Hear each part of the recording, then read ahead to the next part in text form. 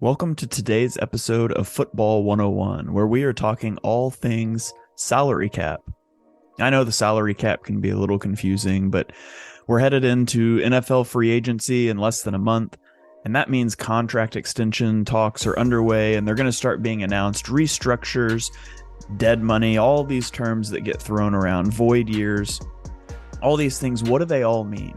I'm here today to break it all down for you guys, and hopefully it'll make a lot more sense when we get done. So let's just start off and let's look at, say, a 3-year, $45 million contract. We'll say $30 million is bonus money, $15 million is salary. So that deal would look like this. You can see it's the same every year. The orange represents the bonus, the blue represents the salary. The player counts against the cap every year for $15 million. Now, let's say we add void years onto that. First of all, what is a void year? A void year is a year that is on a contract only for accounting purposes. Other than that, it doesn't exist. And so if we added 3 void years to this deal, on paper, for accounting for the salary cap, it's a 6-year deal, but really the player only plays for us for 3 years.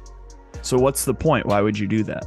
Well, when you sign a player, the signing bonus is paid up front to the player, which they like, obviously, but the cap hit for that is spread out across the duration of the contract. And so in this example, if we add 3 void years, instead of $10 million per year being bonus money on the cap, now it's spread out over 6 years. And so it drops that to $5 million. So now instead of counting for $15 million in years 1, 2, and 3, we count for $10 million years 1, 2, and 3, and then years 4, 5, and 6 that are voided, those count for 5 years each. And so that's how you can use void years to lower your cap hit now and create problems for you later that we'll get to in a minute. So now let's look at this same deal, but this time it's going to be backloaded. So same structure, 3 years, $45 million, $30 million bonus money, $15 million salary, 3 void years, but now we're also backloading this deal. So instead of the salary being $5 million per year, it's $3 million the first year, $5 million the second year, $7 million the third year. And so you can see now instead of a $10 million cap hit in year 1, we're down to $8 million.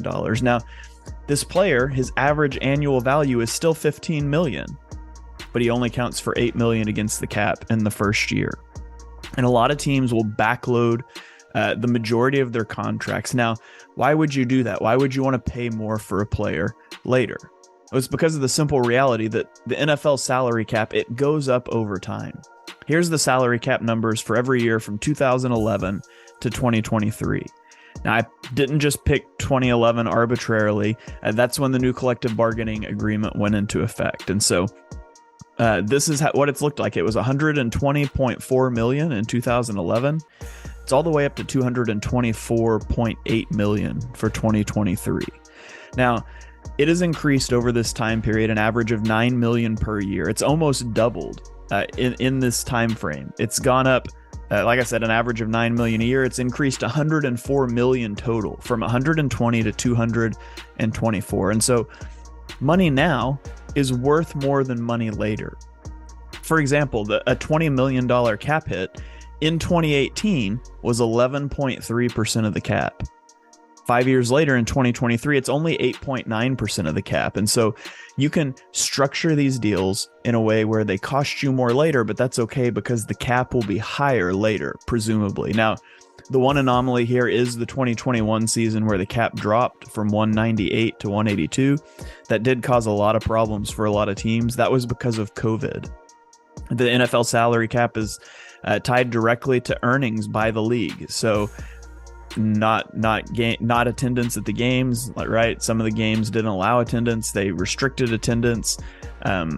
So we only expect for the cap to continue to go up over time.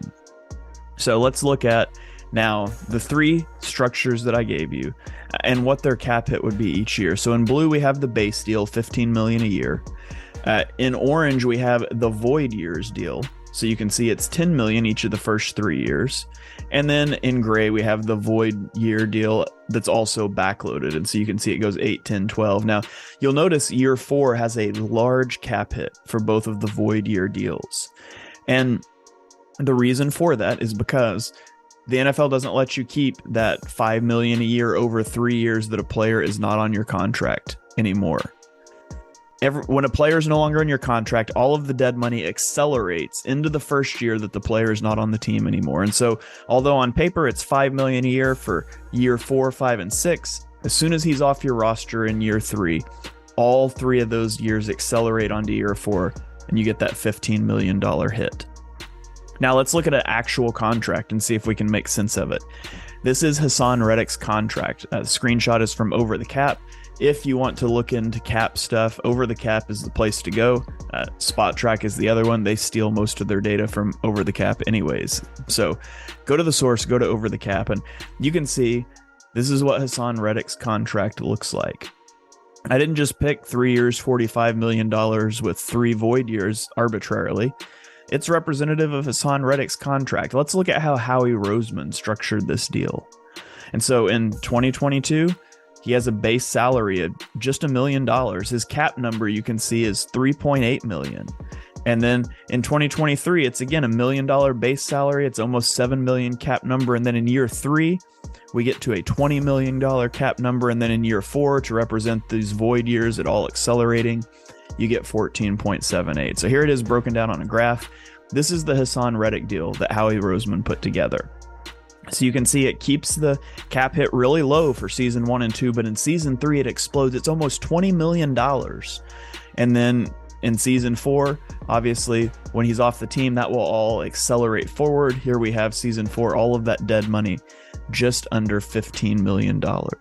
So again, this acceleration of money, this happens on all contracts when a player leaves a roster, whether they're cut, whether they're traded, whatever happens.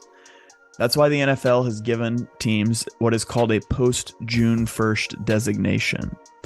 This allows teams to cut 2 players before June 1st, but they keep their cap on the books until after June 1st, so that bonus doesn't accelerate until the next year. And so if we look at this Reddick deal, and again, this wouldn't actually work because of the way the contract works, but just for an example, because it's here on the screen, if you designated him as a post-June 1 cut after season 3, then in season 4, you would just be hit for about $5 million. And then season 5 and 6 would collapse onto season 5 and bump it up to about 10. So that's what the June 1st designation means when you hear teams start to throw that around. So let's say Hassan Reddick has played well. You want to keep him on your roster. You want to avoid all of this dead cap accelerating into season 4. You can do that. And so let's say you extended him 2 years, $40 million, $30 million of it is a signing bonus. And so that contract would look like this. Now we have a year 4 and a year 5. And again, we get to spread out this bonus money over the duration of the contract. So we keep these 3 void years here to help us spread it out.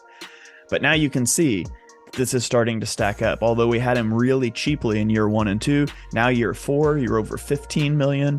Year 5, you're over 20 million. And eventually when that collapses, year 6, when he's not on your roster, you have $25 million of dead money. Eventually, you have to pay the piper. You can only kick the can so far down the road for so long. And so these are some of the tools that GMs have at their disposal. Another one, which I don't have a slide for, but another tool that GMs have is restructuring deals, which is basically, and you're going to hear that a lot over the next few weeks, so-and-so restructured their deal. What that means is you basically convert salary into a signing bonus, and then you can spread it out over the life of the contract. And this is a win-win. People often mistake this as being, some benevolent thing a player did. He took less money. No. He had salary that he got paid now. He got paid the salary up front. It was converted into a bonus. That means it's 100% his. It's guaranteed, and he gets it now. And so it's a great thing for the player, and it's a good thing for the team. It lowers the cap for the team now. But again, you're always kicking the can down the road, and eventually you are going to pay up. And so you look at teams like the Saints right now who have kicked the can down the road for so long. The reckoning is coming. The Rams, like, you can continue to do it, but you're just creating more and more bigger problems for yourself down the road. That's where a smarter organization has to take stock of itself and realize when it's time to reset the books, which is something the Eagles did after the Carson Wentz deal. They were able to reset the books and largely get out of those a lot of those dead cap hits. So I hope that's helpful. Some of the concepts, some of the things you're going to be thrown out a lot over the next few weeks: restructuring and dead cap and void years and post June 1st cuts. I know that's foreign to a lot of people. There's certainly more knowledgeable people about it than I am. Jason from Over the Cap on Twitter is a great follow.